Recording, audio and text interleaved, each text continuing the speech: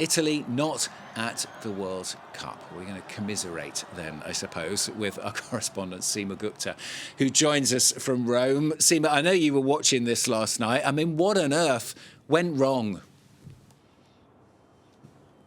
Well, it was a massive disappointment here in Italy. Unbelievable.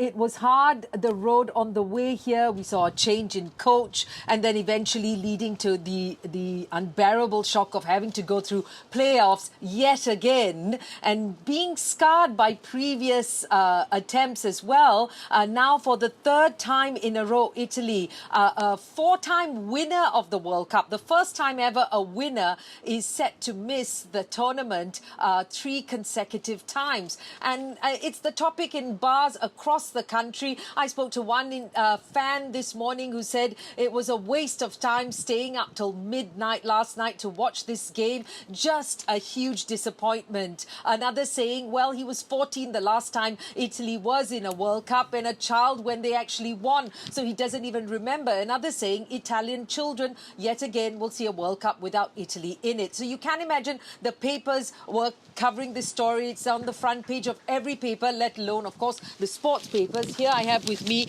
La Gazzetta dello Sport talking about Italy without a World Cup for the third time in a row. Everyone goes home. The nightmare continues.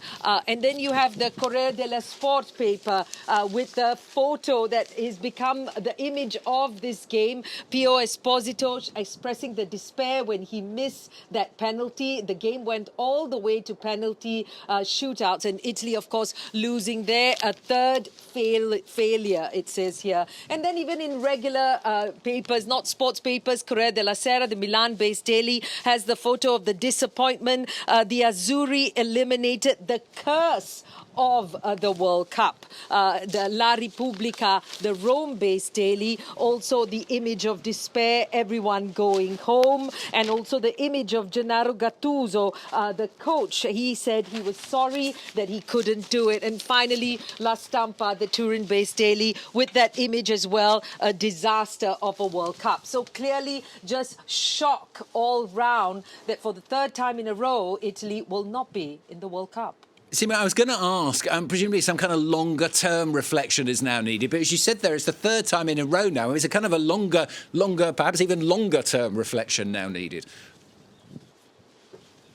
Yes, exactly. I mean, you have the president, the head of the Italian Football Federation, saying that he will not step down, but Italian football has reached a profound crisis. And experts have said that this is because there's not been enough investment, really. If you compare, for instance, to the Premier League in the UK or other European leagues, not enough money in the sport. On top of that, no longer quotas in terms of the number of non-European players are in place. So there's been an influx of non-European players in the Serie A, and that has mean that the clubs are not investing enough. There's too little investment in promising young Italian players. Also, perhaps stadiums need modernizing. So really a question of money and a question of supporting the youth in the country. There's a lot of talk about that, lots of soul searching, lots of profound, deep thought as to how Italy is going to get out of this. If you remember in 2006, now that's 20 years ago, is when Italy won the World Cup. You had names like Alessandro Del Piero, Francesco Totti, Gianluigi Buffon. These were big names. Now, a lot of the big names in Italian football play overseas. They don't play in local clubs because that's not where the money is. So really about maintaining players, starting out when they're young and helping them get to that level. Clearly, a lot of soul searching, a lot of talk now on what needs to happen.